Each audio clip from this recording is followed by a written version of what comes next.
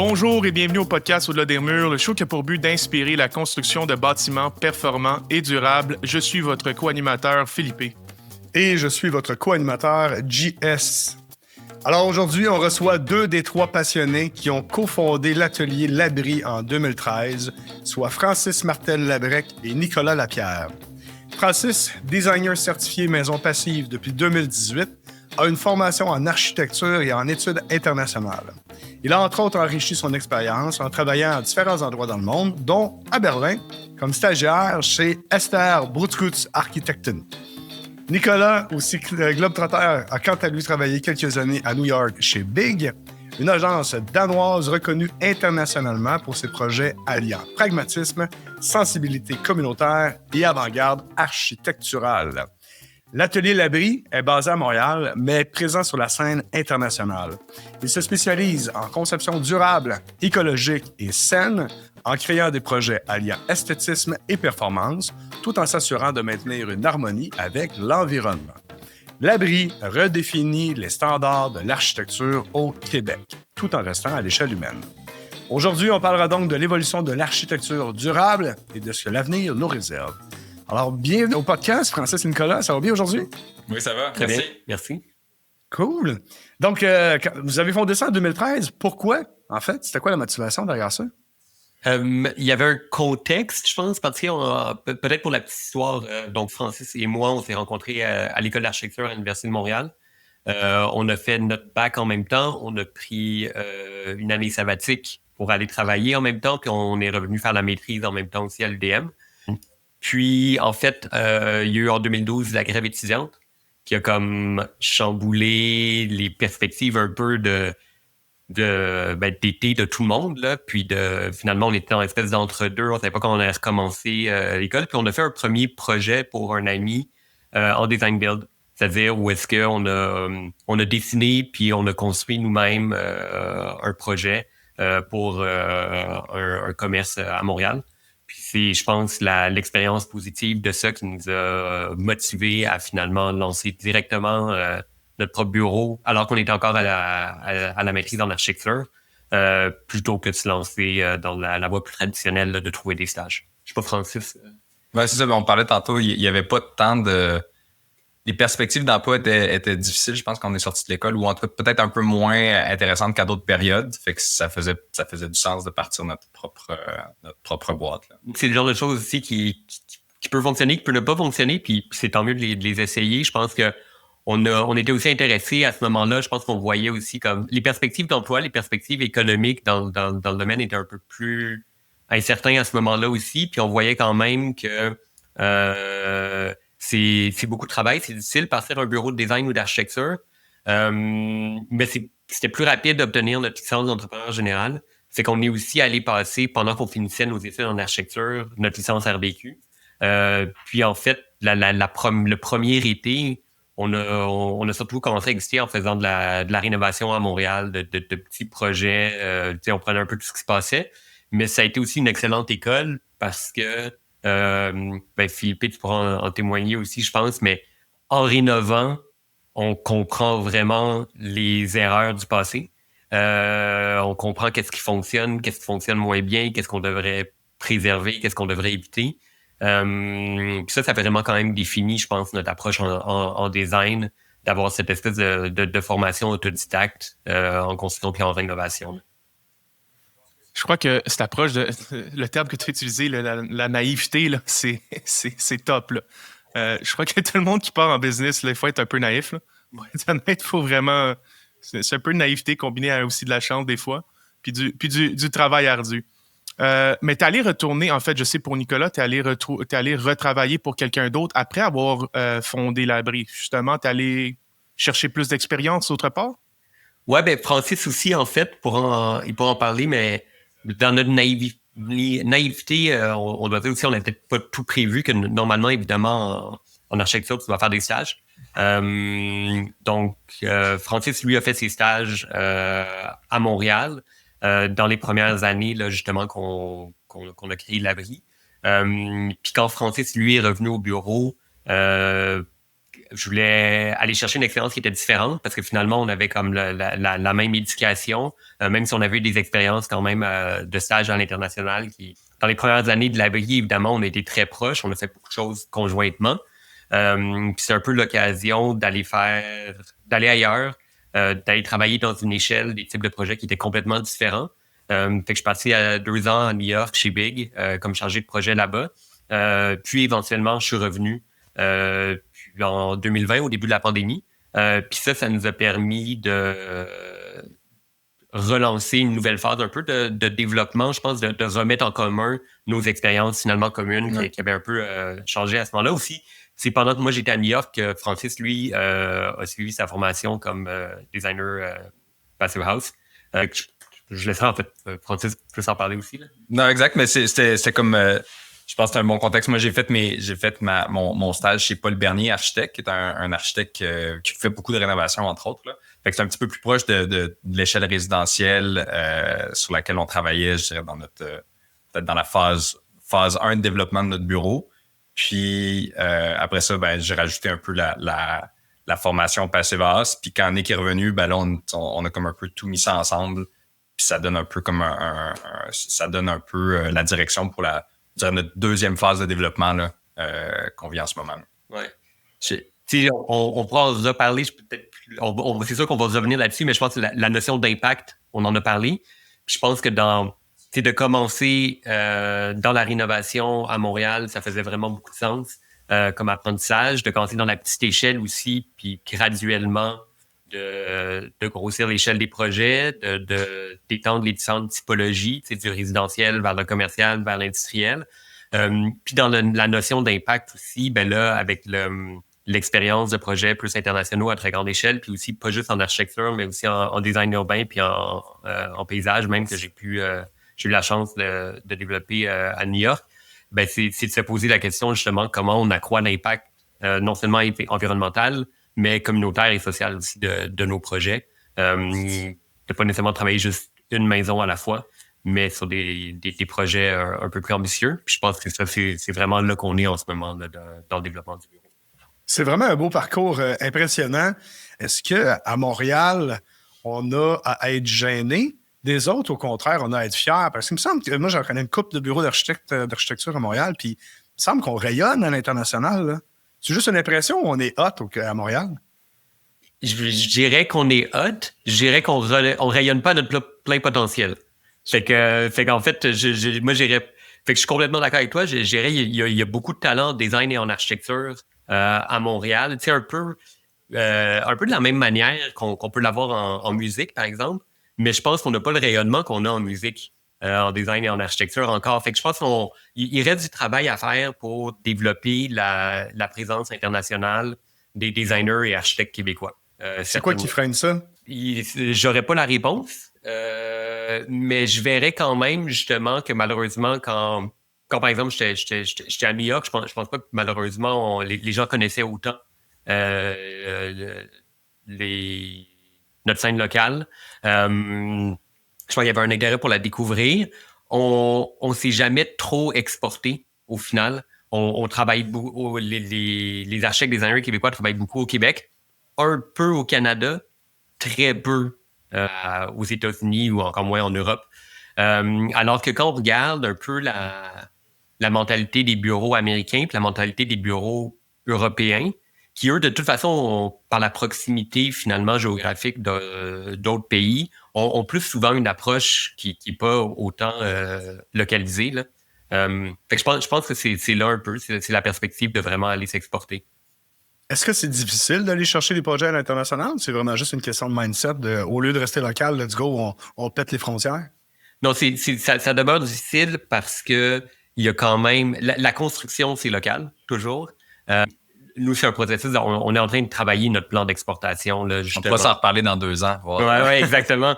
Fait que oui, c'est vrai, c'est un long processus, c'est beaucoup d'efforts. Peut-être aussi, des fois, c'est ça un peu le frein. On est quand même déjà très occupé toujours sur nos projets. Tu sais, l'architecture et la construction, c'est de la résolution de problèmes essentiellement. Fait qu'on est toujours bien, je pense, focusé là-dessus.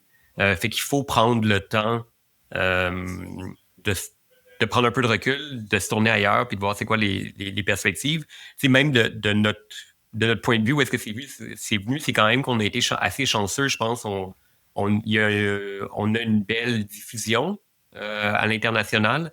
Donc, on s'est rendu compte qu'on était même plus publié à l'international, nos projets, que localement. Fait que c'est là qu'on a voulu un peu changer la perspective de dire, ben, on veut pas juste être un bureau inspirant au Québec pour les architectes et les designers à l'étranger. On veut aussi que les gens puissent se dire, ben oui, on peut appeler ces architectes-là au Québec pour venir travailler chez nous aussi. Ouais, c'est ça. Il faut pas être pas gêné, mais se disant, ils sont tellement big qu'on peut pas les appeler. Là. D'où échelle humaine qu'on parlait justement au sommaire. Là. Fait que vous demeurez accessible parce que vous êtes. C'est ça qui arrive, je pense. Hein? Quand comme si j'étais là. Je suis pas là. Mais j'imagine que quand on s'en va à l'international, c'est parce que justement, tu as un côté créatif, tu vas aller péter des frontières. Puis par définition, tu n'as pas le choix de rester ouvert d'esprit, donc ouvert aux gens. Donc, c'est pas parce que tu es à l'international que tu peux pas aussi être local puis être bon localement et humble, en fait, là-dedans. Ouais. Puis, j'ajouterais peut-être une nuance, par contre, aussi. Des fois, on va parler, justement, on est juste zone locale au Québec, mais le Québec, c'est immense. Donc, la réalité aussi, c'est que, nous, actuellement, dans les faits, notre pratique est quand même très centrée sur le Québec. Mais on a des projets des îles de la Madeleine jusqu'au nord du Québec, de l'Outaouais jusqu'au bout de l'Estrie. Ce que je veux dire, c'est si on était en Europe, on couvrirait nécessairement plusieurs pays en distance déjà. Donc, il y a quand même ça aussi. Peut-être que par défaut, l'extension des bureaux québécois sur le territoire, on a dit ça, on a déjà un territoire tellement vaste à couvrir que si on était un bureau suisse, on travaillerait dans 8 pays. Donc, ça, je pense que c'est quand même important aussi à se rappeler. Puis on est quand même, c'est ça, on est un petit bassin de population aussi, quand même. Mais je pense que c'est certain qu'il y a de la place pour rayonner plus et être plus présent sur la scène internationale. Construction durable, on en parlait un podcast semaine passée là, avec du monde de la Belgique. Puis c'est un terme qui peut être un peu fourre-tout. Ouais. Tout le monde peut avoir genre sa définition de c'est quoi une construction durable. C'est quoi la vôtre? Puis disons, comme vous l'avez dit, vous travaillez beaucoup au Québec. Est-ce que cette définition-là est différente pour le Québec du reste du Canada?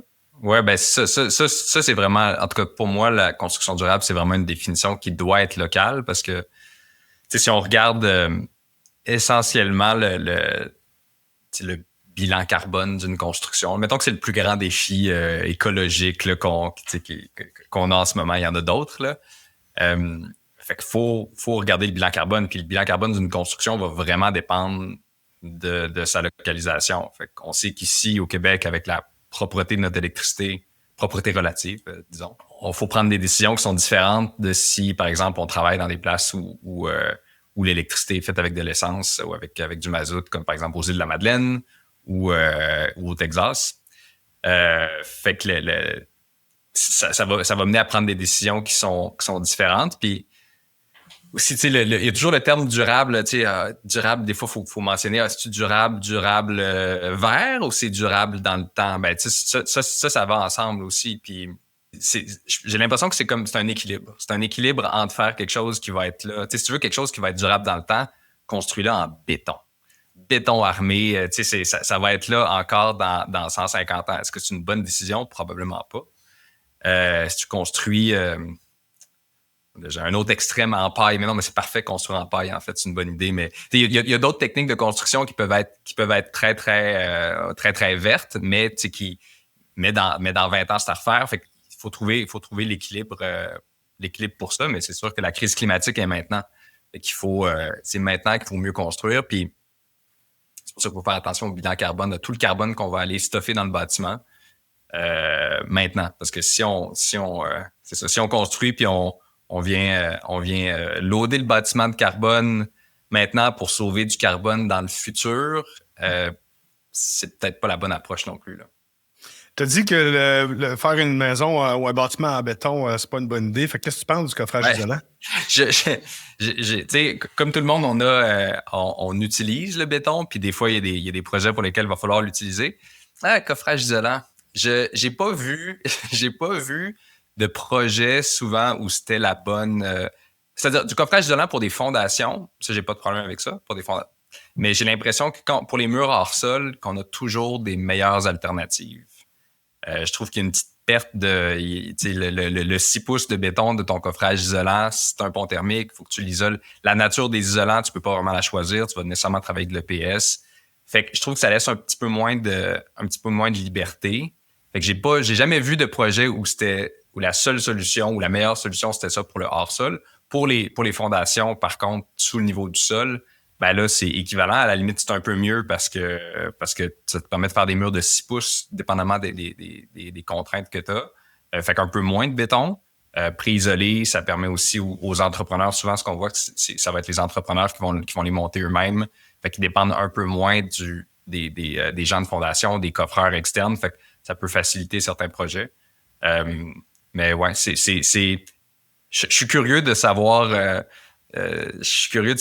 votre opinion là-dessus, mais j'ai jamais vraiment vu de projet où c'était ça la meilleure solution, là.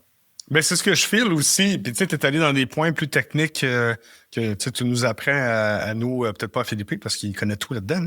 Mais non, mais tu nous apprends des choses là-dedans par rapport à ça, parce que le béton, je pense pas que le béton pour un bâtiment au complet soit nécessairement la bonne affaire.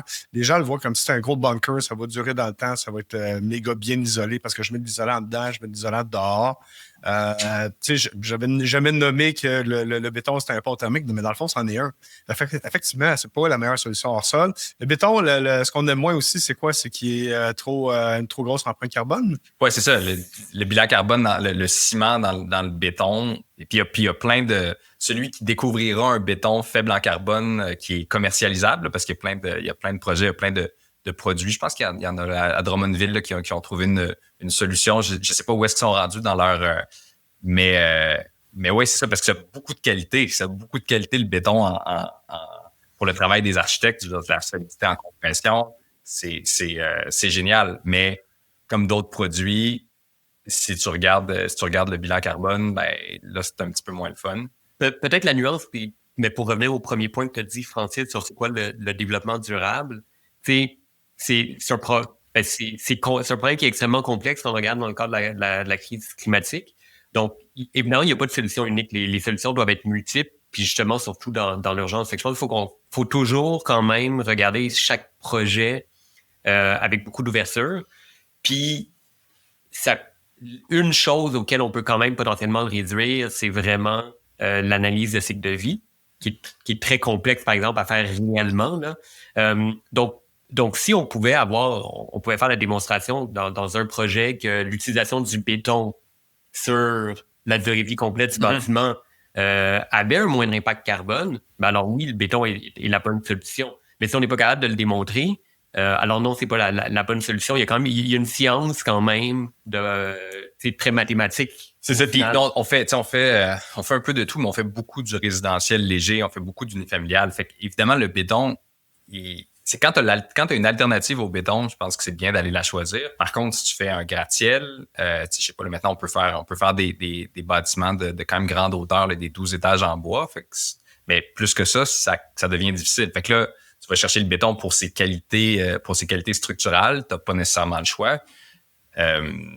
Mais quand tu l'utilises pour des petits bâtiments où tu aurais des alternatives, je pense que c'est peut-être là le problème. C'est d'aller chercher la force de chacun des matériaux puis des utiliser. Parce que c'est même chose pour... on essaie toujours de penser à comment bien isoler un sous-sol. Philippe, en construction neuve ou en rénovation, moi, j'en ai pas trouvé de façon de les isoler avec des isolants qui sont écologiques. Il y a toujours... faut toujours aller vers des isolants qui sont... ou qui sont issus de la pétrochimie, des mousses plastiques ou avec de la laine de roche, qui a quand même un bilan carbone aussi qui est élevé. Fait que là, tu n'as pas trop de choix. Mais quand tu as le choix, hors sol, un peu plus de gestion de l'humidité qui est plus facile, là, il y a plein de matériaux vraiment de fun, biosourcés qu'on peut utiliser. Là. Mm-hmm. Absolument. Ben, c'est ça, je suis totalement d'accord. Il y a des produits qui sont jamais la meilleure solution. Je pense aussi beaucoup au polyuréthane. C'est peut-être des fois un produit un peu genre aussi fourre-tout que. Mm. Si tu y penses vraiment, il y a des meilleures solutions. Donc, c'est comme ça aussi que je le vois. Vous avez parlé de béton à bas carbone. Ça aussi, pour nos auditeurs, on est fort au béton à bas carbone à Montréal. Tu parlais aussi de ceux-là à Drummond. Ça, c'est Patio Drummond qui a fait une collaboration avec Carbicrete. Carbicrete, c'est un genre de... c'est une start-up. En fait, c'est même pas une start-up. C'est déjà une entreprise très définie qui est partie de l'Université McGill, où est-ce qu'ils font justement du béton à très bas carbone. Je dirais même peut-être carboneutre. Je crois que dans le fond, dans le processus de cure du béton, ils sont capables d'aller stocker du CO2 dedans. C'est ça, ils prennent des déchets de fabrication de l'acier, je pense. Ouais. Du slag, c'est ça. Oui, exact. On est fort à Montréal, c'est sûr que c'est le futur. Mais si on est capable d'éviter le béton, c'est mieux. Une autre question, c'est... On parle en fait, tu es certifié Passive House. Dans cette sphère de durabilité-là, Passive House au Québec, ça a toujours été plus difficile à passer. Pourquoi que vous continuez quand même à faire du Passive House? C'est-tu parce... pour quel aspect de la durabilité aimez-vous le exact, le Passive House? Oui, c'est ça. L'approche est parfaite. Ben, pas parfaite, mais l'approche est très bonne selon moi. C'est-à-dire, tu sais, le Passive House, comme tu le sais, ça regarde uniquement la performance énergétique. Ça se préoccupe pas du bilan carbone. Typiquement, les gens qui ont un intérêt pour le Passive House en ont aussi un pour l'écologie, pour travailler avec des matériaux biosourcés. Fait que d'habitude, ça va ensemble. Mais tu pourrais faire certifier une maison Passive House avec des matériaux qui seraient pas super intéressants côté bilan carbone. Nous, la raison pourquoi on l'utilise... Peut-être, peux-tu répéter la question? Ben, essentiellement, comme on l'a dit, dans le marché québécois, on a une énergie qui est quand même propre. Donc, pour quelques raisons, des fois, c'est pour la raison du payback, puis pour la raison du carbone opérationnel qui est un peu plus bas. Je trouve que c'est difficile des fois de vendre un peu plus le Passive House. C'est vrai. Je dis ça, mais je suis quand même à la tête de Bâtiment Passif Québec. Là. Fait que c'est plus une question que je te lance. Moi, je sais, je vois c'est quoi les autres bienfaits, mais pour vous, pourquoi que vous aimez quand même au Québec, puis pourquoi tu crois qu'au Québec, on peut quand même utiliser du Passive House pour une construction plus durable? L'approche fait du sens. Puis quand tu travailles avec des matériaux qui sont biosourcés, par exemple, si tu travailles avec de la cellulose dans les murs, tu peux pas vraiment trop isoler. C'est-à-dire que quand même que tu en mettes beaucoup, c'est un piège à carbone. Fait que c'est vrai qu'au Québec, on pourrait dire, ben, t'en as pas besoin d'autant parce que sauver de l'énergie qui est propre, c'est moins important.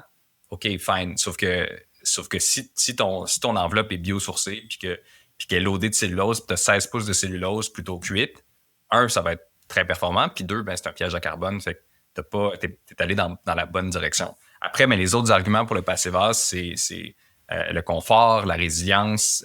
On a des pannes d'électricité qui durent de plus en plus longtemps. La qualité de l'air aussi. C'est tous des arguments qui fonctionnent. Puis aussi, ben, on regarde souvent ça à travers le spectre des coûts de l'électricité actuels. Mais on sait que on se doute que c'est amené à changer. On sait qu'Hydro-Québec a aussi des défis de puissance. Fait que de consommer moins en général, consommer moins pendant les pointes, ça fait du sens. L'argument économique marche plus ou moins au Québec, c'est-à-dire le retour sur l'investissement est long. C'est quand même intéressant, tu sais, de dire je construis une maison puis je la construis au code le code du futur. Peut-être, je sais pas, Passive House, ça va-tu être le code dans 10 ans? Peut-être. Fait que tu dis maintenant je construis une maison qui va être au code dans 10 ans, ça c'est intéressant. Puis dans 30 ans, si c'est ça le retour sur l'investissement, dépendamment du niveau de performance puis du coût d'électricité, ben là, tu as une maison qui est super, super efficace puis qui coûte plus cher d'électricité du tout. Là. J'en parlais à mon client, la maison passive qu'on a fait à Bromont. Je pense que ça fait 2 ans, il y avait un hiver, il m'envoyait des photos de son thermostat. Il avait fermé la thermopompe. Le chauffage là-bas, c'est juste les mini-splits, un mini-split en haut et un mini-split en bas. Puis il faisait moins 15 l'hiver. moins 15 pendant le jour, puis je pense que ça restait à 20, 21, 22. T'sais. Puis la nuit, ça descendait à 18. Ça, c'est lui qui avait décidé de fermer sa thermopompe pour le plaisir, là, pour voir ce que ça donnerait. Puis dès que le soleil se levait, ça remontait. Fait que quand on parle de résilience, ça, c'est quand même le fun. Là. On travaille en ce moment sur une maison off-grid en Outaouais. Puis il y a ce même argument-là. Tu dis, ben, OK, si tu dis, ben, si tu quittes le bâtiment pendant l'hiver, mais que tu as une bonne isolation, puis que tes fenêtres sont bien orientées, ben, s'il fait moins 20 dehors, il va peut-être faire 10 en dedans, mais ça va peut-être pas geler. Fait que là aussi, ça devient intéressant pour comme la durabilité du bâtiment. Moi, j'en... Hein? Vas-y, non, vas-y, Nico, j'ai un commentaire éditorial plus tard à faire, mais vas-y. Je renchérirais quand même un peu sur l'approche, ou sur la réflexion sur la notion de l'impact un peu holistique puis global et la notion de résilience dans cette approche-là. Parce que comme dit Francis, l'approche est excellente. Fait que la certification, c'est une chose, mais l'approche, elle est excellente. Puis la réduction de l'énergie, si on isole ça, là, qui est quand même la réduction de la consommation énergétique, pardon, ben ça, c'est un besoin qui va être qui aura de plus en plus d'impact parce que justement, on sait, Hydro-Québec annonce que on va devoir produire plus d'énergie. Mais en même temps, on sait qu'au Québec, aussi à cause que peut-être notre énergie nous coûte pas cher parce qu'on sait qu'elle est relativement verte, on sait qu'on est des très mauvais consommateurs d'énergie. Fait que c'est pas parce que notre énergie, elle est propre et elle est pas chère qu'on devrait en consommer autant. Puis si nos maisons en consomment moins, ben c'est plus d'énergie pour l'électrification de la grille pour les véhicules. C'est potentiellement plus d'énergie aussi qu'on renvoie dans d'autres provinces, dans d'autres pays qui, eux, ont peut-être une énergie qui est moins propre. Donc, avant de parler de devoir produire plus d'énergie, parce qu'on sait aussi que, bon, il y a quand même un impact environnemental là, à la création de centrales hydroélectriques. Réduire notre consommation d'énergie dans n'importe quel domaine, une forme de décroissance, c'est plus une question de si on doit ou on doit le faire si on veut atteindre nos objectifs en termes nos engagements climatiques, là, même si on parlerait à l'échelle nationale. Là. Donc, c'est un outil. Après, là, on pourra développer aussi comment on y arrive. Parce que faire du passif, mais avec des mousses plastiques, c'est pas nécessairement non plus la bonne solution. Mais c'est certain que réduire notre consommation énergétique, c'est majeur. Commentaire éditorial en lien avec ça. C'est merveilleux tout ce que vous dites, les gars. Puis, dans le fond, mon éditorial est en phase avec ce que vous dites. Ça fait une dizaine d'années là, que je navigue dans le passé base puis qu'on en fait la promotion. Puis, je suis franchement tanné d'entendre le Christy d'argument. Ouais, mais je vais payer plus cher quand je vais avoir un Christy de payback. Mm-hmm. Le passé base, c'est pas juste tu dépenses de l'argent pour avoir un rendement sur investissement sur ton cash avec l'énergie puis dire ah, ben malheureusement, je paye pas plus parce que je n'ai pas un payback. Je suis franchement tanné d'entendre ça parce que c'est un avantage. Selon moi, là, c'est un bénéfice collatéral, cette affaire-là. Ouais. Il y a tellement plus au bâtiment passif. Tu as parlé de résilience. Ceux qui vivent avec justement des pannes d'électricité un peu plus fréquentes, mettons, dans les régions où justement tu as plus de végétation qui frappe les lignes. On sait plus. Ceux qui ont vécu la crise du verglas il y a déjà, quasiment 30 ans, 25 ans. Ça arrive ça, vont probablement s'en souvenir, mais le reste, on s'en rend pas vraiment compte. Mais c'est méga important. Le confort, quand tu rentres dans un bâtiment passif, tu le sens instantanément. C'est enveloppant. Tu parlais de la qualité de l'air. Selon moi, de la qualité de l'air, tous les bâtiments auraient le potentiel de ça, mais ça, c'est un autre débat. Fait que c'est pas juste le cash. Dans combien de temps j'ai-tu un rendement à 4,3 ans, puis je cash in sur 5 ans? Non, si je t'en ai d'entendre ça, je te dis, c'est tellement plus que ça. Peut-être pour aller plus loin là-dedans aussi, je pense qu'après, nous, c'est toujours un peu c'est quoi notre responsabilité en tant qu'architecte, en tant que constructeur, en tant que fournisseur, en tant que je pense qu'il y a une limite aussi. Des fois, ce qu'on peut faire dans le changement des mentalités, dans le changement du marché, il y a peut-être il y a des choses qui doivent changer au niveau même des politiques. Tu l'as dit, ben pourquoi il n'y en a pas de cashback au final? Pourquoi quelqu'un qui démontrerait pas qu'il consomme moins d'énergie à cause de la manière dont il a construit sa maison, des formes de cris, d'abaissement des taxes. Il y avait, parallèle rapide, mais Philippe, ça va t'intéresser, je suis certain, les architectes de B+, de Berlin, qui étaient au CCA avant-hier et hier pour une présentation de leur approche, qui, eux, militent en Europe pour une forme de moratoire sur la démolition, pour vraiment encourager de la rénovation puis la reconversion des bâtiments avant de construire plus. Puis encore une fois, ça, c'est un autre outil dans la boîte de solutions pour la crise climatique. Mais ils disent aussi, oui, quelqu'un qui rénove devrait potentiellement, un premier incitatif, avoir une réduction de taxes par rapport à quelqu'un qui construit neuf, parce que l'impact carbone est évidemment différent. Donc, on pourrait avoir la même réflexion sur notre consommation énergétique. Puis on sait aussi que même des bâtiments qui produisent de l'énergie, si tu as un surplus, Hydro-Québec va le prendre, mais il ne va pas te l'acheter. Ça aussi, c'est des choses qui pourraient être réfléchies. Donc, toute notre relation à la grille, puis comment on performe, comment on contribue, c'est certain qu'il doit y avoir une réflexion à un plus gros niveau que bâtiment par bâtiment, mais comment en tant que ville, que région, on performe. Il pourrait avoir une forme de cashback. Ouais, mais le bâtiment passif, là, c'est du haut de gamme, là. C'est pour les riches, là, cette affaire-là. Ça, fait que c'est ça, on peut rentrer dedans. Allons-y. Francis l'a dit tantôt. Ce qui est essentiel, c'est pas la certification, c'est l'approche. Puis il y a plein de choses qui sont excellentes. Puis à 50% d'une certification passive, tu as déjà plein de bénéfices, puis à 75% t'en as plus, puis à 90% t'en as plus, puis à 100% t'es as tous. Donc la notion de qu'est-ce que ça doit coûter un meilleur bâtiment, un bâtiment qui va être plus durable, qui va mieux perdurer dans le temps, qui va, tu l'as parlé, quand on rentre dans un bâtiment passif, il y a une notion de confort, il y a un confort acoustique même qui est différent, simplement à cause de la masse dans les murs.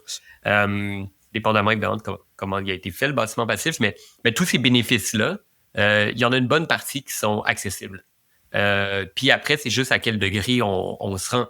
Après, ce qui est peut-être dommage souvent, c'est que dans le marché immobilier puis la spéculation immobilière, ce qu'on va plus vendre, c'est pas nécessairement la qualité. On va vendre des plus grandes fenêtres avec plus de vues parce que c'est ça le moment wow quand les gens vont rentrer.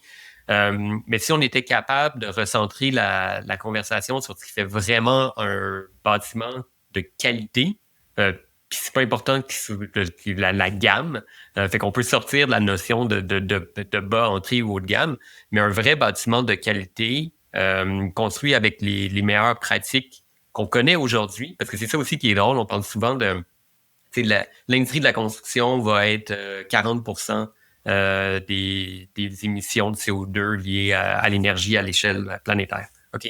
Donc, c'est l'industrie la plus polluante. Puis dans beaucoup d'industries, comme par exemple le transport, on est dépendant pour résoudre le problème de technologies qui sont encore à développer. Dans la construction, c'est extrêmement archaïque. On a plein de technologies qui sont éprouvées, qui sont simplement pas appliquées. On sait comment faire. C'est ça. La réponse, les solutions, on les connaît, mais elles ne sont pas normalisées. Question de coût. Un bon exemple, au Québec, du triple vitrage, c'est considéré comme un luxe. Parce que c'est beaucoup plus cher que du double vitrage. Des régions comme l'Allemagne, la Suisse, l'Autriche, c'est le standard. Puis comme c'est le standard, les prix se sont normalisés. Puis oui, tu peux faire une économie là aussi si tu veux à redescendre à du double vitrage, mais la base, c'est ça. Fait que si on pousse puis on normalise sur le marché puis qu'on rend plus compétitif les solutions, elles vont devenir plus abordables aussi. Là. Fait que ça, c'est comme la base de la réflexion économique, là, mais... J'étais pas là en 2012. On a parti l'abri en 2013. Mais en 2012, je pense que c'est la première année où le nouveau code exigeait d'avoir un R4 continu à l'extérieur des murs.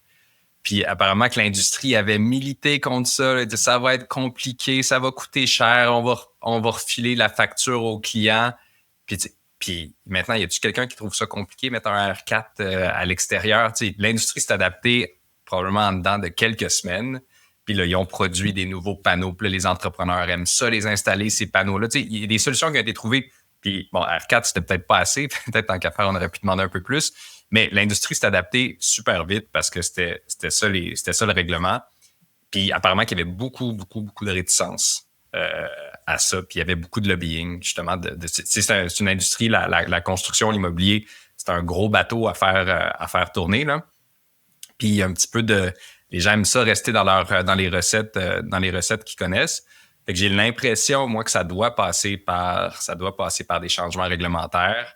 Le nouveau code, le code de 2020, va être vraiment intéressant. Là, je sais pas, on est toujours un peu en retard, on sait pas exactement quand est-ce qu'il va entrer en vigueur, là, mais le fait qu'il ait adopté le step code un peu basé sur le code de Colombie-Britannique, ça va permettre aux municipalités d'aller chercher une recette déjà faite. T'sais, on en parlait tantôt avant le podcast, Philippe, le fait que il semble manquer de normes qui seraient un peu plus faciles à atteindre. Tu as parlé du Net Zero Ready, mais les steps du code comme ça va déjà être fait comme ça. Puis ça va permettre aux municipalités de dire, OK, ben nous, on veut être les leaders dans la performance énergétique dans la région. Ben nous, on va exiger tel step. Et la recette existe déjà. Tu peux pas demander à une plus petite municipalité d'aller composer elle-même sa norme, puis le degré d'isolation, déjà c'est complexe ces affaires-là. Fait que ça, moi, je le vois d'un très bon œil, ces changements réglementaires-là. Puis si ça pouvait aller, là, évidemment, ça va être un step code qui est volontaire, là. Donc, ça va être aux autorités compétentes de décider s'ils l'appliquent, puis si oui, quel step ils appliquent. Mais je vois ça vraiment d'un bon œil, ce nouveau code-là. Fait que je pense que ça prendrait le courage politique d'aller là puis d'imposer des règles qui sont plus sévères. Puis je te garantis que l'industrie va s'adapter. Il y a au Massachusetts, je pense, depuis 2023, qu'ils ont adopté un règlement où je pense que les multilogements de plus grands qu'une certaine taille vont devoir être certifiés, pas répondre, pas avoir l'approche, être certifié Passivhaus. Je pense qu'ils peuvent choisir Passivhaus US ou Europe, là. Mais puis je suis persuadé que ça va être super intéressant de voir comment l'industrie s'adapte. Puis ça va aller. Ça va aller. Les gens sont intelligents, ils vont trouver des façons de le faire. Ils vont certainement trouver des façons de le faire à moindre coût. Puis l'argument économique, justement, c'est ça. Du moment que ça devient mainstream, l'industrie va s'adapter. Là, les gens, la raison pour laquelle ça coûte plus cher en ce moment, c'est beaucoup parce que les gens le font pour la première fois. Tu construire une double ossature la première fois, c'est rough, là. Tu sais pas exactement comment ça marche. Puis la deuxième fois, c'est pas mal plus rapide. Vous avez parlé à des entrepreneurs comme Rocket. Je serais curieux de savoir combien de temps ça leur a pris la première fois. Puis maintenant, ils l'ont fait souvent. C'est une question d'expérience puis de s'adapter. Puis justement, il y a des exemples très inspirants qui existent. Puis pourquoi on n'irait pas plus loin aussi, c'est la région de Bruxelles en Belgique ont adopté un règlement qui oblige toute nouvelle construction à être Passivhaus en 2015. C'est très avant-gardiste, mais comme dit Francis, si ça devient le règlement, toute l'industrie, toutes les personnes qui travaillent sur un chantier vont s'adapter, vont apprendre comment le faire. Les nombres de fournisseurs locaux, il y a des nouvelles entreprises qui vont développer des produits aussi adaptés à ces normes-là. Et les coûts vont se normaliser, c'est évident. Puis il y a des choses aussi déjà qu'on pourrait faire qui sont faciles. Je veux dire, obliger un test d'étanchéité pour toute nouvelle construction. Je veux dire, le test d'étanchéité, il coûte pratiquement rien, donc on peut pas dire que c'est un luxe, mais par contre, faire un test d'étanchéité, corriger au chantier pour obtenir vraiment une meilleure étanchéité à l'air sur tous les bâtiments, mais ça l'impact sur notre parc immobilier, puis sa durabilité, puis sa résilience serait immense. Si on rêverait, ça serait un service. Ça serait même pas un coût pour les gens. Il y a tellement de choses qu'on peut mieux faire déjà. Puis comme dit Francis, c'est normal que les entreprises, quand on a travaillé pendant des années d'une certaine manière, ça soit des fois un peu confrontant de changer, de s'adapter, tout ça. Mais toutes les industries le font. Je veux dire, l'adaptation de nouvelles technologies en agriculture ou dans le domaine minier est à des années-lumière de ce qu'on fait en construction. Puis c'est complexe un chantier, donc c'est normal. C'est plein d'intervenants, c'est une machine extrêmement difficile à faire évoluer, mais on doit le faire. Un de nos premiers podcasts, c'était avec Uber Engineered Woods, donc les produits Zip là, avec Robert Ozon. Puis lui, ce qui est intéressant, c'est qu'il y a une vision un peu nationale au Canada. Donc, il travaille beaucoup avec du monde justement au BC, puis beaucoup de monde au Québec aussi. Il vient de Montréal. Puis justement, lui, il a vu quand le Step Code est rentré là-bas au BC, puis que justement, l'étanchéité, c'était le point le plus difficile à aller atteindre. Rajouter l'isolation, je crois que pas mal tout entrepreneur est capable de faire. L'étanchéité, c'est vraiment de l'attention au détail à travers tout le long de la construction. Donc, je sais que ça, c'était un point un peu plus de réticence de leur bord, mais maintenant, ils sont rendus, puis là, ça fait quelques années qu'ils sont sur le Step Code, puis ça se passe de mieux en mieux. L'industrie s'adapte. S'il y avait une seule chose à faire avant d'isoler, ce serait de rendre des bâtiments étanches. Il n'y a rien de plus payant que ça. Tu rends ton bâtiment étanche, tu installes une thermopompe, tu viens de faire une bonne partie du chemin. Puis après ça, le reste, ça va suivre. C'est pas trop compliqué non plus. Puis tu vas avoir des cycles de rénovation qui vont être réduits aussi, là, parce que tu vas avoir moins de problèmes. Ouais. Quand on regarde, là, je pense qu'on, globalement, on a en fait, en ce moment, jamais construit des bâtiments qui ont une durée de vie aussi courte avant de nécessiter une rénovation majeure. Fait que, c'est drôle parce que souvent, les gens, ils conçoivent pas ça. Par exemple, même au Québec, en Amérique du Nord, on a souvent eu la mentalité c'est neuf, donc c'est bon. Là. Mais non, c'est souvent c'est neuf puis c'est moins bon qu'avant. Fait que, encore une fois, je pense que si tout le monde s'y met, puis tu parles de l'étanchéité, moi je pense que c'est intéressant. On a eu la chance dans les dernières années là, de travailler avec plein de constructeurs, plein d'entrepreneurs différents, puis plein de cas où des entrepreneurs visaient des niveaux pour la première fois, puis sont arrivés à des résultats exceptionnels. Là. Mais comme tu dis, c'est l'attention aux détails, c'est la volonté de bien faire les choses. Mais ça, une fois que tu l'apprends, n'importe quoi que tu fais sur un chantier pour la première fois, c'est ça, c'est minimalement 2 fois le temps que ça va te prendre une fois que tu l'as fait 3-4 fois. Fait que ça, faut de l'expérimentation, puis après tu vas être compétitif. Comme dit Francis, un entrepreneur qui a jamais vu, tu sais, des fois de double ossature, on le spécifie, puis on le voit dans des soumissions 2 fois plus cher qu'une charpente standard. Ben oui, c'est plus de travail, mais c'est pas 2 fois plus de travail nécessairement. Puis on le voit aussi, des fois on spécifie un détail qu'on aime quand même beaucoup, parce qu'on challenge quand même toujours nos coupes aussi, puis de rendre ça plus accessible, ben c'est juste des murs en 2x8. Juste de passer en 2x8 pour être capable de travailler en cellulose, d'avoir une meilleure isolation. Ben ça aussi, des fois, malheureusement, des entrepreneurs qui l'ont jamais vu, ça va un peu leur faire peur. OK, bon, ben, chaque stud est un peu plus cher, c'est un peu plus lourd. Mais ceux qui l'ont déjà fait, c'est pas beaucoup plus cher au final. Fait qu'il y a un apprentissage, puis une fois que tu es confiant dans les nouvelles solutions, ben, tu es capable de les rendre accessibles et compétitifs. Mais à qui revient la responsabilité? Plus à l'entrepreneur ou à l'architecte pour stimuler le bâtiment performant, durable? Tout le monde. Ouais, tout le monde.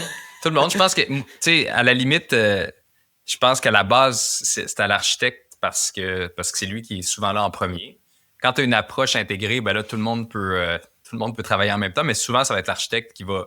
C'est assez rare que, par exemple, mettons que, je sais pas, tu fais un bâtiment en 2x6 au code, là, avec un R4 dehors, c'est assez rare que l'entrepreneur va te challenger. Ça peut arriver. Puis j'aimerais ça le voir plus souvent, tu sais. Mais d'habitude, c'est l'architecte qui va monter un peu la recette de base pour la maison. Fait que je dirais que les architectes ont une grosse responsabilité pour ça. Puis après, ben, les entrepreneurs, ils ont la responsabilité de s'assurer que c'est fait un peu selon... si par exemple, dans les dessins, ça dit qu'on vise, je sais pas, le 0.6 changement d'air à l'heure, ben là, c'est sur le chantier, là, ça devient la responsabilité de l'entrepreneur. Souvent, les entrepreneurs on travaille avec tout type d'entrepreneurs, mais des fois, il y a une réticence pour justement des tests d'étanchéité à l'air. Mais quand ils le font, puis quand tu leur montres que c'est comme un défi, puis regarde, on va y arriver. On a eu des super bons résultats, comme disait Nick, avec des entrepreneurs qui le faisaient pour la première fois. Parce qu'on en discutait, on discutait des détails. Ça veut pas dire que le détail qu'on a dessiné, c'est nécessairement le meilleur pour cet entrepreneur-là. Fait qu'on aime aussi comprendre la réalité des chantiers, discuter des détails. Il y a plein de façons de construire un mur, il y a plein de façons de construire un plan d'étanchéité. Puis on en discute, puis on dit, ben regarde, on essaye ça, puis on regarde ce que ça donne. Si on parle essentiellement de mieux faire les choses, mais justement, c'est la responsabilité de tout le monde. Mais ce qui est bien aussi, c'est que c'est un travail d'équipe. Nous, on va pas y arriver si on se bug dans notre coin puis on spécifie des détails que l'entrepreneur veut pas faire ou qui sont trop chers pour le budget d'un projet spécifique ou d'un client. Fait qu'il faut toujours qu'on s'adapte. Puis la même chose du côté de l'entrepreneur, des sous-traitants, des fournisseurs aussi, c'est de peut-être aussi oser des fois se rendre compte qu'un produit qu'ils ont peut-être poussé pendant plusieurs années, peut-être que maintenant, avec d'autres études, ils doivent l'adapter de manière différente. Les clients ont une responsabilité aussi là-dedans, parce qu'ultimement, c'est quand même eux qui prennent les décisions finales. T'sais, nous, on peut idéalement faire de l'éducation, travailler de manière très transparente pour que les gens comprennent dans quoi ils investissent, pourquoi c'est important, certains aspects techniques versus d'autres. Mais c'est ça, si on revient toujours à la crise climatique, ben c'est collectif. On est tous là-dedans ensemble, puis on doit tous y répondre de manière commune. Mais idéalement, c'est d'aligner. Si on aligne les objectifs, puis l'objectif est clair, puis tout le monde s'entend que c'est là qu'on veut aller, ben là, tout le monde travaille dans la même direction pour arriver. C'est comme ça qu'on arrive avec des projets qui sont mieux bâtis, parfois même exemplaires, puis qui vont inspirer des changements dans l'industrie. C'est ça. Normalement, les intérêts des architectes, des entrepreneurs, puis des clients devraient être alignés. C'est ça. Tout le monde veut que ce soit bien construit. Évidemment, tout le monde veut faire son argent. Tout le monde veut être comme... Tout le monde veut bien faire les choses. Mais tu sais, les membranes intérieures, les freins vapeur à perméabilité variable, on utilise beaucoup ça. Ça vient un peu du monde du passivas, mais ça, on l'utilise même dans d'autres types de construction où on n'est pas en ultra-performance. Puis, tu sais, quand tu expliques à un entrepreneur les bénéfices de ça, c'est comme, regarde, s'il y a de l'eau dans le mur pour une raison quelconque, ça va sécher. Tout le monde a intérêt à ce que les murs sèchent vers l'intérieur, vers l'extérieur. Le client aussi, parce que dans 10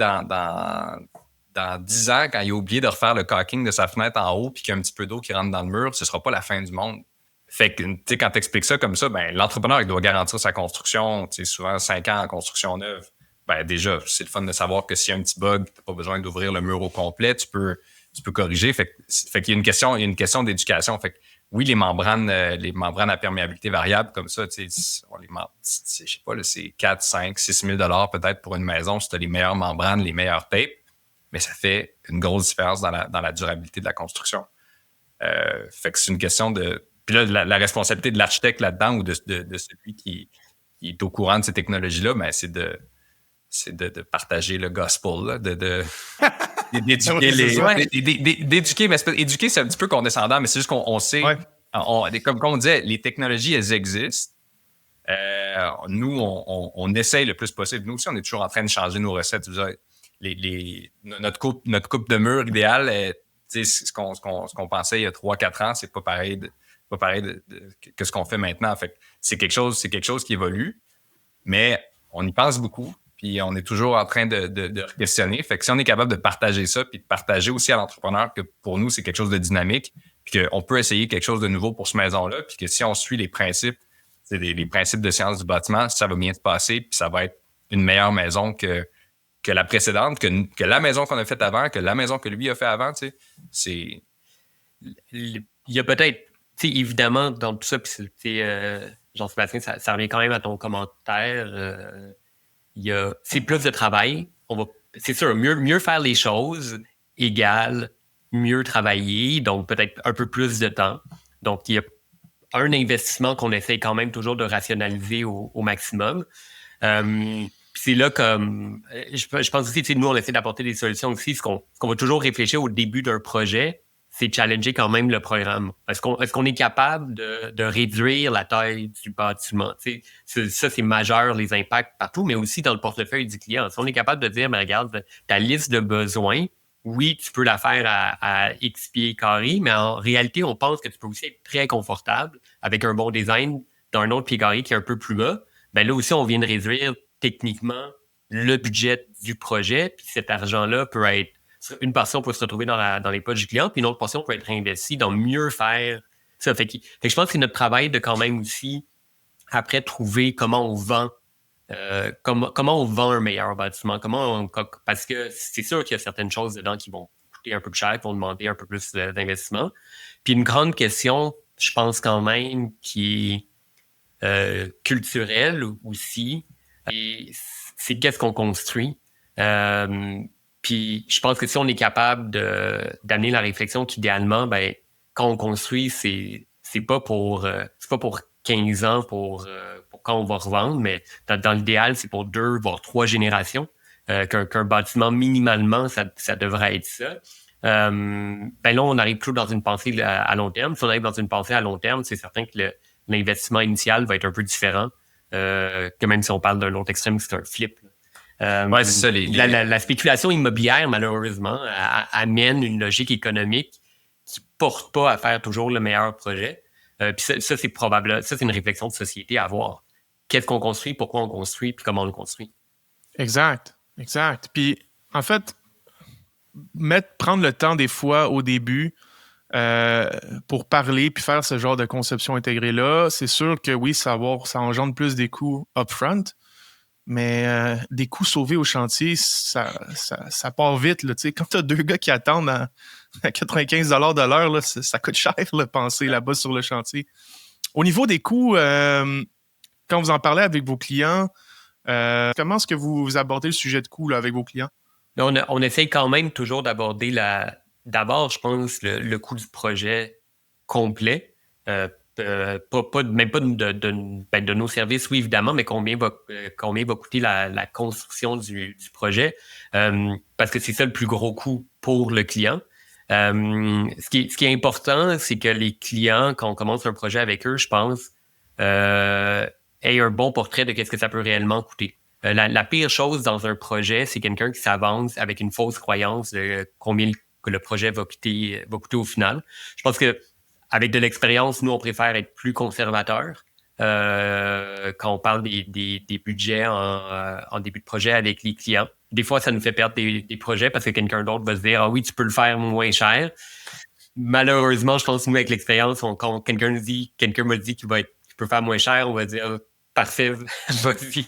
Mais on va pas nécessairement embarquer là-dedans parce que on est capable d'optimiser les coûts, mais des fausses promesses sur des projets, ça met tout le monde dans une mauvaise position.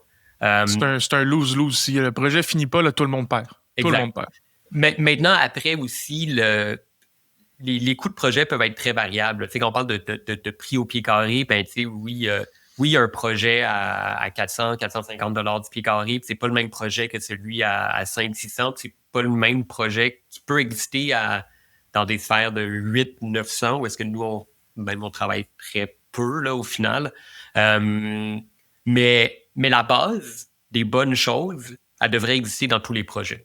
Les choses à faire qui sont essentielles pour construire, encore une fois, un bâtiment qui va être durable dans le temps, qui va pas nécessiter d'entretien, de rénovation, de réinvestissement. Ça, idéalement, c'est ça qu'on démocratiserait dans l'industrie. C'est quoi ces bases-là? Là? L'étanchéité, l'isolation, c'est avoir des murs épais, c'est le triple vitrage, c'est tout ça à la fois. Ouais. Donc, tu hiérarchises là, le principe. Je pense que l'isolation, ben, tu sais, il y a une norme qui s'appelle Pretty Good House, je pense. C'est ça le nom, Philippe? Oui, ouais, exact. Pretty Good House. Pretty Good House. Je pense qu'ils ont assez bien résumé. C'est-à-dire qu'évidemment, tu peux te rendre aux valeurs de Passive House, puis on en a discuté tantôt. Mais probablement que le sweet spot, du moins au Québec, est quand même peut-être un petit peu en dessous de ça. Parce que, tu sais, on dit on en fait des constructions passives, mais on en a fait certifier une.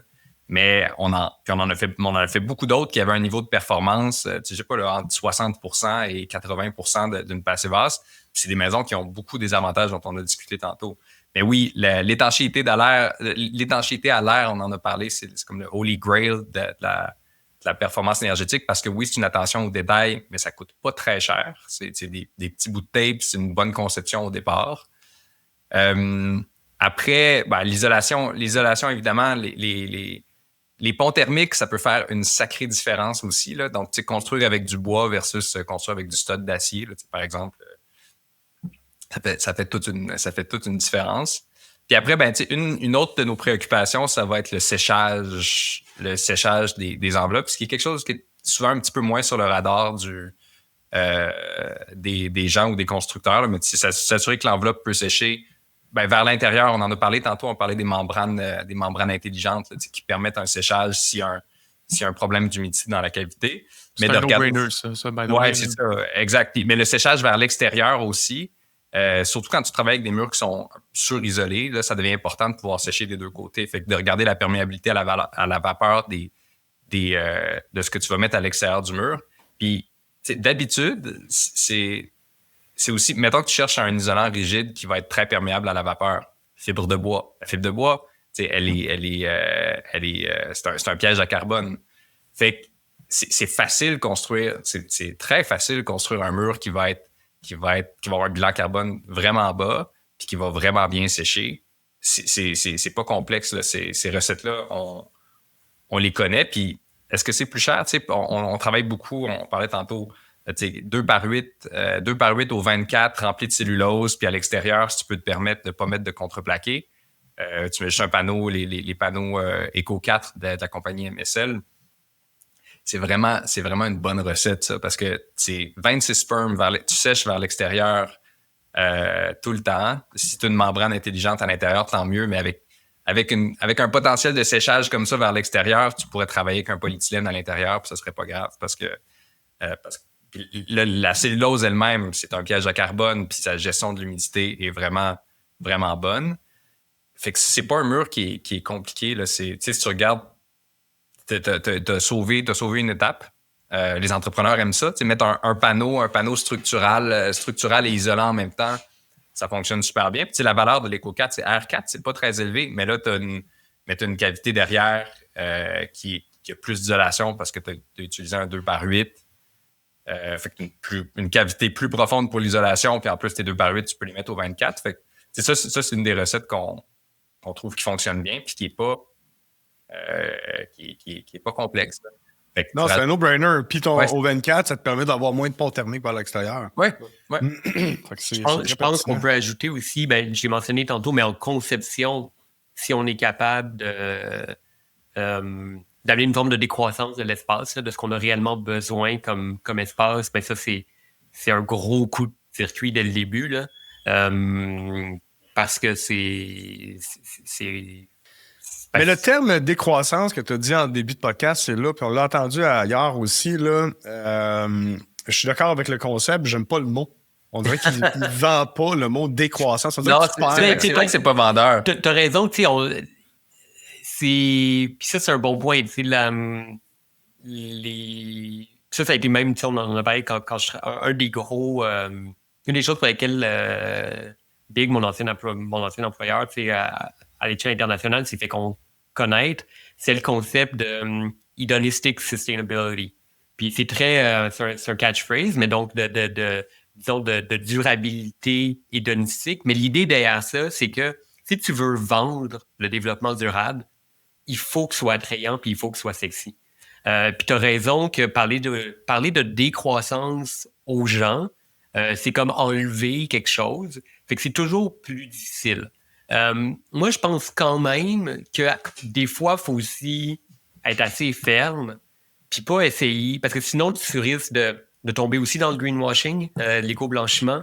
C'est que la réalité, le modèle de la maison unifamiliale détachée, là, le rêve américain du 20e siècle, est probablement pas durable. Point.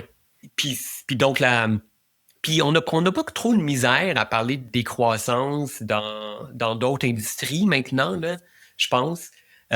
Fait que je suis d'accord que le terme est peut-être pas vendeur pour tout le monde, mais à un moment donné, si on veut être vraiment responsable par rapport à la crise climatique, ben oui, on va pas continuer à parler de croissance illimitée puis rencontrer les accords internationaux sur notre réduction de carbone, parce que c'est essentiellement de la décroissance, en fait. Oui, puis c'est le rôle de l'architecte. C'est-à-dire, tu sais, mettons, faire des grosses maisons, pour nous, c'est facile. Faire des gros logements, c'est facile. C'est pas là que notre intelligence est utilisée à son plein potentiel. Faire des projets qui sont compacts, où il n'y a pas de perte d'espace, où il y a de la flexibilité des espaces, où on minimise les circulations, c'est là qu'on est bon. Fait que je pense que En fait, excusez, en fait, je pense que le terme décroissance peut être vendeur pour de plus en plus de gens. Parce qu'on a quand même une prise de conscience collective. Puis je pense même, si on regarde, depuis que nous, on est sorti de l'école, on a lancé l'ADI en 2013, comme en juste un peu plus que 10 ans, là, ça a vraiment changé.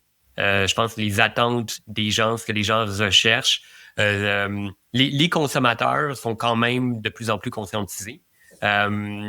Puis on l'est à l'épicerie. Pourquoi on ne le serait pas autant quand on fait construire une maison qui a un beaucoup plus gros impact au niveau de la décision que peut-être ce qu'on consomme au quotidien. Mais tu as raison que pour certaines personnes, c'est pas le terme le plus vendeur. Je pense qu'on peut parler d'optimisation. L'optimisation de l'espace, c'est aussi l'optimisation de ton budget. Fait que je pense qu'il faut quand même aussi comprendre qui est notre client, qui est notre interlocuteur. Puis peut-être que pour certaines personnes, on va parler de décroissance, puis on va être comme, oui, tu sais, pour moi, c'est important, je veux prendre un engagement. Fait que là, il y a plus une question même de valeur. Ça va marcher. Puis pour d'autres, on va parler d'optimisation, puis ça va marcher aussi. On ne vend pas le développement durable de la même manière au Québec qu'au Texas, mais mieux faire les choses, on peut le faire autant au Québec qu'au Texas. On avait une discussion avec un promoteur au Texas qui voulait faire des passivas là-bas. Puis c'est drôle parce que l'approche était différente. Nous, on parle d'écologie, on parle de bilan carbone. Là-bas, il parlait de résilience, il parlait d'autonomie parce qu'il voulait être presque off-grid parce que culturellement, c'est quelque chose qui est populaire au Texas. Et le résultat est le même. C'est-à-dire que la maison va être performante, va avoir une consommation d'énergie qui est réduite. Fait que peu importe les raisons pour lesquelles tu le fais, la réponse peut être la même. Là. Mm-hmm. Mais moi, je challengerais quand même qu'idéalement, on serait capable de parler de décroissance de manière collective parce que je pense qu'on va pas y arriver. Sinon, puis il y a des fantastiques exemples de décroissance. Je pense à, mettons, Communauto. C'est une forme dans l'économie circulaire, il y en a, puis c'est un service exceptionnel pour la population là, d'avoir l'autopartage. Puis je pense que peu de gens seraient contre aujourd'hui. Là. Donc, un excellent exemple, c'est quand tu regardes des fois là, des émissions sur genre des maisons à Tokyo ou au Japon, là, comment c'est hyper optimisé. Genre, je trouve que vraiment, c'est même plus compliqué pour un architecte de faire quelque chose de plus optimisé. Si chaque espace ou chaque utilité a 2 fonctions, déjà c'est déjà une bonne forme d'optimisation. Non, c'est ça. Faut pas faire la conception pour les pointes. En tout cas, du moins pour une maison, là. Si tu reçois 24 personnes à Noël, puis que tu veux que tout le monde ait sa chambre pour dormir, il y a un problème. Fait que faut regarder c'est quoi l'utilisation moyenne du bâtiment. Puis après ça, pour les pointes, tu prévois de la flexibilité des espaces. Parce que sinon, c'est des maisons qui sont... Typiquement, les maisons sont trop grandes, tu as des grands espaces à chauffer. Puis ça ne pas, là. Si on a une responsabilité, si on revient toujours dans une perspective globale, on sait très bien que la planète entière ne pourrait pas du tout vivre comme le citoyen québécois moyen vit. On n'a pas les ressources. Puis il y a cette pression-là, je pense, sur les pays industrialisés de montrer l'exemple. Puis exactement, notre idéal de mode de vie du 20e siècle est plus adapté, tout simplement.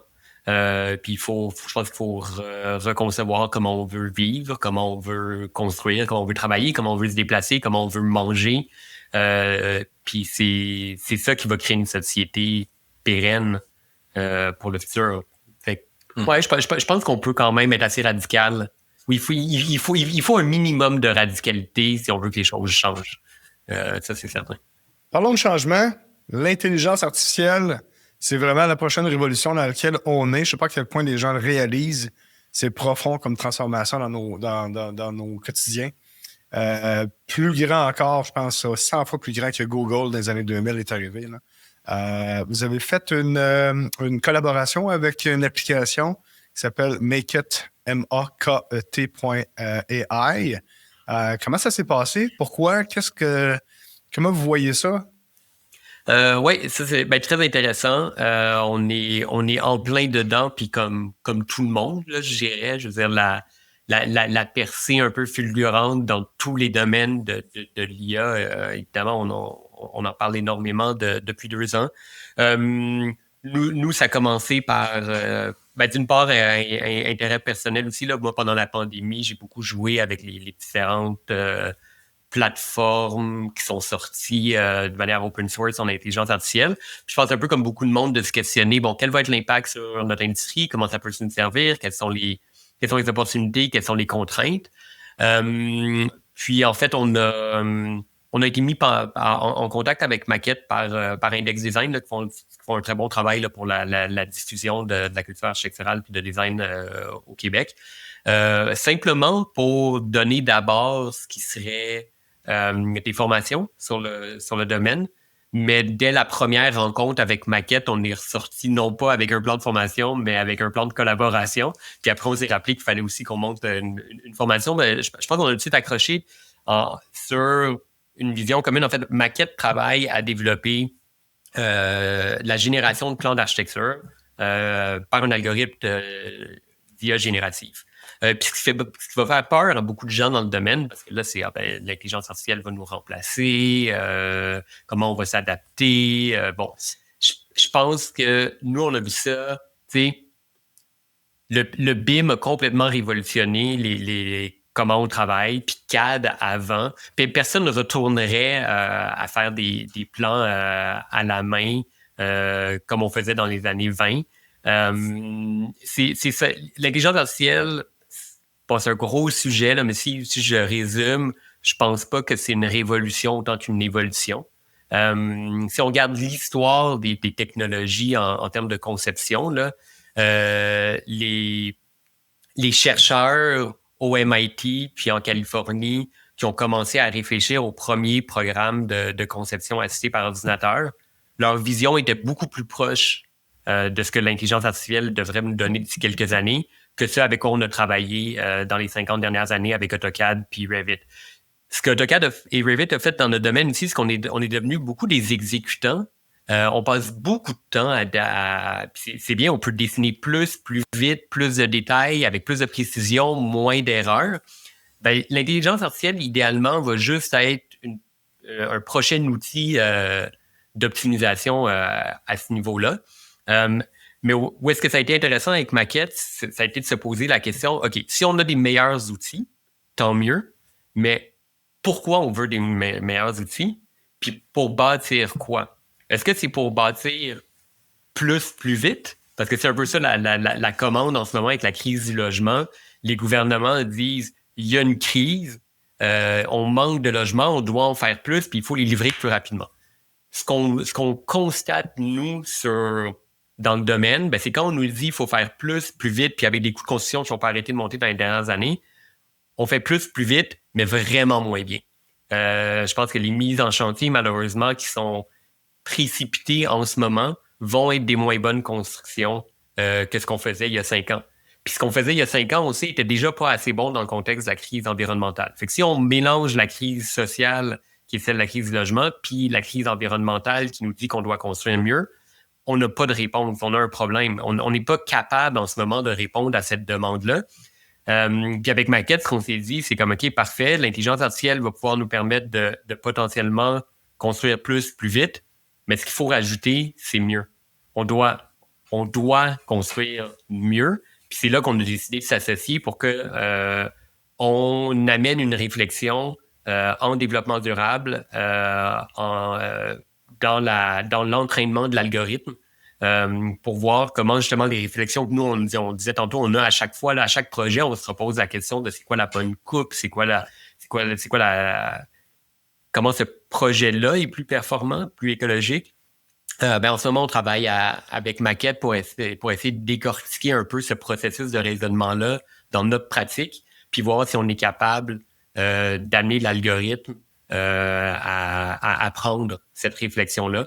Donc, vraiment d'ajouter la composante de l'impact environnemental dans l'optimisation du processus de design. Donc là, c'est un long mais short en même temps, parce que c'est un sujet complexe. Ah non, mais c'est méga intéressant. Donc, quelqu'un qui va utiliser Maquette va, dans le fond, utiliser vos cerveaux. C'est ça?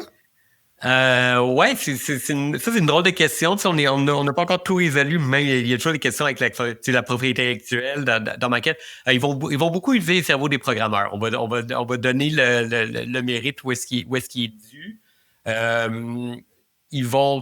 Ils vont utiliser une portion de notre intelligence collective, là. Mais c'est quoi un bureau finalement, là? C'est pas Francis et moi déjà, tu sais, je pense aussi Atelier Labrie, ça s'appelle Atelier Labrie, ça s'appelle pas c'est pas un amalgame de nos noms de famille, là. Je pense qu'on est quand même très conscient à notre époque que tout ce qu'on fait, c'est un travail d'équipe, puis on en a parlé plus tôt. Si on veut des changements, il faut que tout le monde travaille ensemble. Idéalement, l'algorithme, il va être entraîné de manière open source par tout le monde, puis il va être capable de synthétiser les bons coups de chaque pratique. Il y a une réalité du marché, là, mais si on travaillait moins en silo, puis si on travaillait plus sur un mode open source dans l'industrie, on arriverait plus vite à des meilleurs résultats collectivement, c'est certain. C'est vraiment... on est rendu là. On est rendu là, puis en tout cas, de mon côté, en construction, je vois pas encore l'intelligence artificielle l'appliquer au chantier. Je vais lui donner encore un autre 5-10 ans, mais on est déjà rendu là au niveau conception. Je pense aussi, des fois, pour rassurer les gens qui ont quand même une certaine anxiété là, par rapport... Dans ce qu'on travaille en ce moment avec Maquette, on se rend compte aussi que des plans pour construction, là, on parle pas de plans schématiques, d'idéation de concept, des plans pour construction, un set de plans pour construction, avec la mise en commun de toutes les notes, toutes les spécifications de produits, les coupes, les détails types, tout ça, c'est un document exponentiellement complexe par rapport à ce que l'intelligence artificielle fait aujourd'hui. On est tous impressionnés par la génération d'images instantanées sur Midjourney. Ça, c'est juste la décomposition puis la recomposition de pixels. Mais il n'y a aucune compréhension réelle par l'algorithme de qu'est-ce qu'il y a derrière. Fait que des plans pour construction générés par l'intelligence artificielle. Pas encore là. 20 ans. OK, cool. Mais puis là, je pourrais me tromper. Puis l'équipe de Maquette pourrait avoir même une autre opinion. Mais je pense que la transformation de notre processus de travail graduel, ça va être très rapide, mais de là à avoir une conversation avec un algorithme qui dessine des plans de la même manière qu'on peut l'avoir avec ChatGPT aujourd'hui, il y a beaucoup de travail à faire encore. Ça, c'est certain. Fait que peut-être quand même les chantiers aussi, ça va être une adaptation. Absolument, absolument. Vous avez gagné le prix du Small Firm of the Year et aussi 4 prix au Grand Prix du design. C'est quoi votre conseil pour ou d'autres firmes d'architecture ou pour les nouveaux architectes? C'est quoi votre recette du succès? Ça, je pense que c'est toujours une question difficile. Je pense pas qu'il y ait une recette au succès, malheureusement. Sinon, on vendrait des livres, ou on ferait des posts, genre acheter notre document 10 règles pour réussir en architecture. Moi, je pense qu'il y a pas de recette au succès. Faut essayer. Je pense qu'une chose qui nous a servi ça nous a servi à nous tout début d'être naïfs. On en a parlé, c'est comme une des premières choses qu'on a citées au début du podcast. La naïveté nous a permis d'essayer des choses. Essayer des choses nous a permis d'apprendre, de se remettre en question. Faut pas avoir peur de faire des erreurs. Il faut pas nécessairement s'arrêter sur nos erreurs. Je pense qu'il faut continuer à travailler de l'avant. Puis, je pense que dans les dernières années, on s'est quand même posé la question aussi, par rapport à la construction durable. Puis on s'est dit, bon, ben pourquoi on le fait? C'est quoi l'impact? Puis comment on veut vraiment se définir en tant que pratique?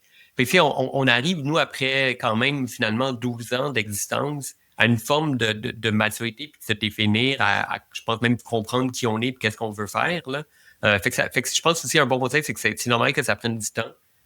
Idéalement, ça prend du temps, peut-être même.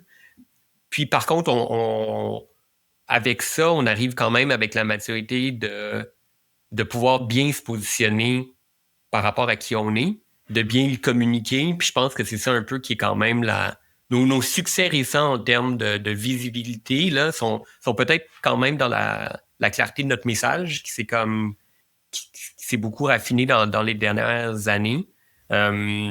Construire un portfolio qui parle de ce qu'on veut faire, puis d'avoir des bons exemples quand même. Je pense qu'on a été chanceux avec des contextes de projets, de clients. On a beaucoup construit. T'as des pratiques qui vont rester plus conceptuelles, t'as des pratiques qui vont être beaucoup plus dans l'exécution. On a quand même fait beaucoup de projets, beaucoup qui sont pas sur notre site web, qui sont pas diffusés aussi, puis qui sont très bien, qui sont magnifiques. T'sais, on a travaillé avec tellement de gens extraordinaires à travers les années. Avec tout ça, finalement, je pense qu'on a la chance d'arriver à un moment où est-ce qu'on est confiant justement de mettre l'avant le travail qu'on a fait pour aller vers la prochaine étape aussi. Là. Je dirais un autre conseil, c'est de bien s'entourer. Comme Nicolas et moi, on est là, mais c'est pas nous qui fait tout le travail. Là. Fait que d'avoir une équipe de gens qui aiment ce qu'ils font, qui sont bons, qui sont curieux, c'est vraiment le fun. Puis au-delà de l'équipe directe, ben c'est de s'entourer d'entrepreneurs qui sont compétents puis qui ont la même curiosité puis qui ont le goût de faire les choses différemment, de sous-traitants, d'ingénieurs en structure, d'ingénieurs en mécanique, en électrique, qui ont les mêmes valeurs que nous puis le même désir de remettre des choses en question. Là. Ça, je pense que c'est ça qui fait, en tout cas, que le processus est le fun. Parce que, nous, on est au bureau, on fait nos dessins, mais il y a une bonne partie de la game qui se joue en construction pendant la construction, pendant qu'on peut corriger certaines affaires, qu'on peut modifier certains éléments aussi du projet en fonction des contraintes de chantier. En rénovation, on le voit beaucoup. Là, tu fais du dessin, mais le jeu commence vraiment à la démolition quand tu vois comment les choses sont vraiment faites. Fait que non, je pense que c'est ça, s'entourer, c'est de se voir aussi comme une partie d'un processus. Notre travail finit pas quand on a fini les dessins. Puis on fait partie d'une industrie, c'est l'industrie de la construction. On est aussi, je pense qu'il faut comprendre notre rôle, puis il faut être ouvert à apprendre des autres aussi. Fait on parlait de conception intégrée tantôt, d'inviter les entrepreneurs tôt dans le processus pour connaître leurs réserves par rapport à certaines techniques, leurs idées par rapport à certaines méthodes de construction. Ça, c'est super enrichissant. C'est comme ça qu'on a réussi à faire la maison Saltbox à Bromont, parce qu'on était à la table avec l'entrepreneur dès le début. Puis c'est une façon de travailler qu'on aime beaucoup. Fait que pas travailler en silo, autant pendant la phase de conception que pendant la construction. Puis ouais, c'est ça, essayer de... Je pense qu'on aime ça avoir des recettes, mais on a tendance à toujours re-questionner un petit peu. Puis fait que ça fait que d'un projet à l'autre, on s'améliore. Là. C'est l'intérêt de l'approche intégrée, en fait. Là. C'est justement, t'es pas en silo. Là. Du début à la fin, t'es pas en silo. T'es intégré. C'est ça le principe. Tu sais. Est-ce que vous une certaine humilité pour ça. Il faut que tu sois ouvert. Ça fait 12 ans qu'on est architecte. On sait pas tout. Fait que, on peut en apprendre un peu à un entrepreneur qui est dans le domaine depuis 40 ans. Il y a des choses qu'il ne saura pas sur nos membranes fancy qui viennent d'Allemagne, mais il y a certainement des choses qu'il peut nous apprendre sur des conditions de chantier particulières. Puis qu'on essaie justement d'être toujours ouvert à ça, puis d'apprendre des gens de qui on s'entoure. Là. Ouais, puis je pense que de se rechallenger constamment, c'est important. Ça aussi, c'est peut-être... On essaye aussi toujours de toujours sortir de notre zone de confort, je pense, depuis le début quand même, que chaque fois qu'on arrive à un moment où est-ce qu'on est comme OK, ben parfait, c'est ça, on pense qu'on commence à bien le maîtriser, ben on a souvent tendance à se repêcher dans un nouveau défi, mais ça, c'est quand même une bonne manière de toujours être en apprentissage, comme dit Francis, avec tous les gens avec qui on travaille aussi. je pense de se mettre dans des situations de devoir résoudre des nouvelles problématiques, ben ça te force toujours à maintenir, disons, l'intensité de ton travail, là. Je pense... Puis aussi, mais peut-être faire attention non plus à réfléchir à... On a parlé de performance, c'est de quand même réfléchir comment bien travailler aussi là, en tant qu'équipe, en tant que bureau. De prendre le temps plus que de rusher, ça c'est important aussi. Là. Fait que les gens là, qui voudraient vous contacter pour des projets commerciaux ou industriels pour faire du bâtiment passif avec ça, vous êtes game? Ben oui, c'est encore plus facile. Ah ouais, bon. Plus les bâtiments sont gros, plus c'est facile d'atteindre, du moins d'atteindre la norme, là, parce que c'est juste une question de ratio, d'enveloppe puis d'exposition aux éléments. Mais c'est d'autant plus important. On parlait d'impact. Fait que la maison Passivhaus, c'est un bel exercice pour nous. C'est le fun, tu la fais certifier, parfait, mais ton impact est limité. Mais si tu fais des ensembles de multilogements, ton impact est décuplé. Puis si on se met à le faire aussi justement en construction industrielle, où là, c'est aussi des recettes qui sont différentes parce que ça vient avec d'autres types de contraintes, la combustibilité des matériaux, tu peux pas tout faire en bois. Donc là ça devient intéressant aussi de travailler la performance énergétique dans des bâtiments qui sont plus grands. Puis c'est au moins aussi important que de le faire pour l'architecture résidentielle. Je veux dire, il y a plus de données, puis il y a plus d'informations sur ce type de performance-là dans le résidentiel. Mais c'est vraiment important de le regarder comme quelque chose qui peut s'appliquer à n'importe quel type de projet. Puis on l'a vu, l'hôtel de ville de la Pêche qui vient d'être... Je ne sais pas s'il est certifié déjà ou qu'il sera bientôt, là. Pas encore certifié, mais il a atteint tous les critères. Super. Maintenant, c'est juste la paperasse. Par exemple ouais, c'est ça, un client, je pense, qui voulait ça dès le début. Des architectes qui ont dit oui, nous, on va pas lâcher le morceau. Puis, ça va être un bâtiment ça va être, je pense, un bâtiment fort pour la performance énergétique au Québec. Puis, c'est pas une maison, tu sais. Puis, j'ajouterais gentil aussi avec il y avait quand même eu un ralentissement dans les... On a eu, en fait, beaucoup de commandes résidentielles avec la pandémie. Un petit ralentissement après du marché résidentiel quand même avec la hausse des taux d'intérêt. Fait que ça a été le fun parce que justement, nous, dans la dernière année, pour la première fois, on a pratiquement travaillé plus sur des projets commerciaux et industriels. Donc, beaucoup de nouvelles typologies au bureau. Puis, ça a toujours été justement fait que dans chaque contexte spécifique de se poser la question, la réponse c'est peut-être pas nécessairement le Passivhaus, mais il y a plein de principes du Passivhaus qu'on peut déjà réutiliser, qui sont des acquis, nous, dans notre approche. Puis après, de se poser la question de, OK, dans tel bâtiment commercial avec tel usage, c'est quoi les autres choses qu'on peut améliorer? Puis dans tel bâtiment industriel, où est-ce qu'on peut aussi avoir un plus gros impact?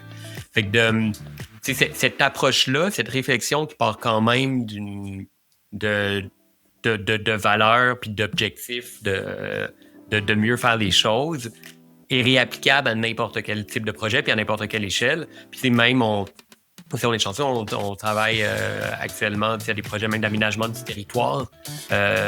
Finalement, c'est cette curiosité. Fait que là, on n'est plus dans le détail du bâtiment, mais comment faire un projet de master plan, de plan directeur qui est plus résilient. Il faut la même curiosité, il faut le même intérêt pour repenser comment on peut faire mieux les choses pour le futur. Fait que ça, c'est un mode de réflexion, tout simplement. Fait que moi, j'irais, oui, c'est n'importe qui veut nous appeler pour réfléchir comment on peut mieux faire les choses sur n'importe quoi. C'est le bon numéro, là, c'est certain. On va répondre à l'appel. Merci beaucoup d'avoir été avec nous aujourd'hui, Francis et Nicolas. On va mettre tous les liens des sujets discutés sur la page du podcast. Vous allez sur addm.ca, sélectionnez le podcast. Vous avez une page complète qui résume le podcast et les différents liens. Merci vraiment beaucoup d'avoir été là. Merci les gars. Ça fait plaisir. Une bonne journée à vous. Merci à vous. À bientôt. Ciao. Merci d'avoir été des nôtres pour cet autre podcast d'Au-delà des murs. Et surtout, merci à notre invité pour avoir partagé ce beau moment avec nous. Rendez-vous sur notre site web addm.ca pour plus d'informations sur l'invité du jour. Réécoutez tous les podcasts sur Spotify, iTunes ou même YouTube et abonnez-vous pour ne rien manquer.